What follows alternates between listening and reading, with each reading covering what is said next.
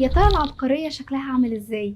هدوء ولا فوضى؟ بس لو هنتكلم عن سلفادور دالي فهي ميكس بين الاتنين. اتولد سنة 1904 في كاتالونيا، بس من أول لحظة في حياته في حاجة مش طبيعية. أهله قالوا له أنت نسخة من أخوك اللي لسه ميت واللي كان اسمه سلفادور برضه. مش بيفكرك بحاجة ده؟ هقول لك بعدين. هو حاسس إن هو شبه حد تاني، كان طفل غريب بيخاف من الحشرات بس بيحب الموت. من وهو صغير كان شايف إن هو عبقري بس العالم مش مستعد ليه. دخل أكاديمية الفنون بس اتطرد منها.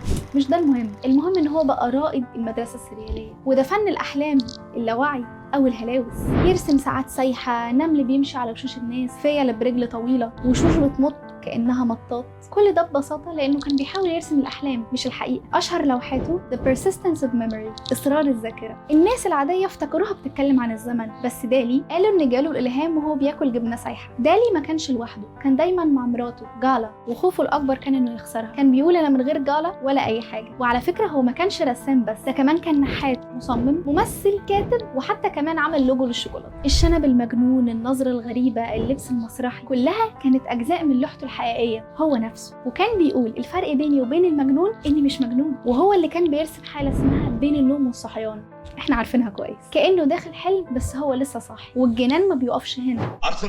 تفتكر ان في لوحة ممكن تخلي حد يبقى مهووس بيها 30 سنة؟ مش بس يتفرج، مهووس بيها. وهنا سلفادور دالي الفنان المجنون العبقري اللي شاف في لوحة سر مدفون محدش غيره شافه. اللوحة اسمها لونجيليوس. اوكي هي كده.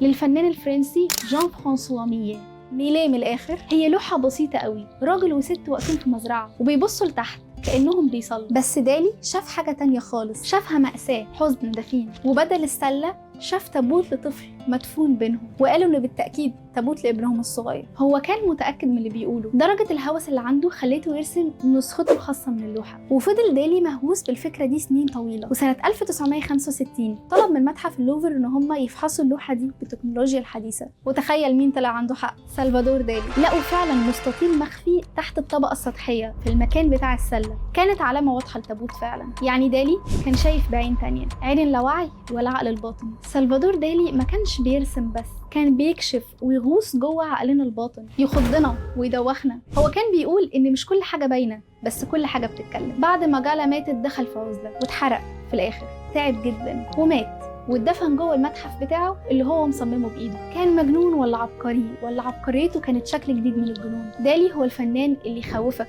ويضحكك ويدوخك ويسيب فيك علامه في الاخر. ما تخافوش من الكمال، عمره ما هيحصل، بس خافوا من انكم ما تجربوش الجنون. لو عشتوا معايا الحكايه شاركوا الفيديو وقولوا لي رايكم فيه، وقولوا لي رايكم في دالي، بتحبوه ولا بتخافوا منه؟ وبس كده، اتمنى اكون ضفت لكم حاجه واشوفكم على خير.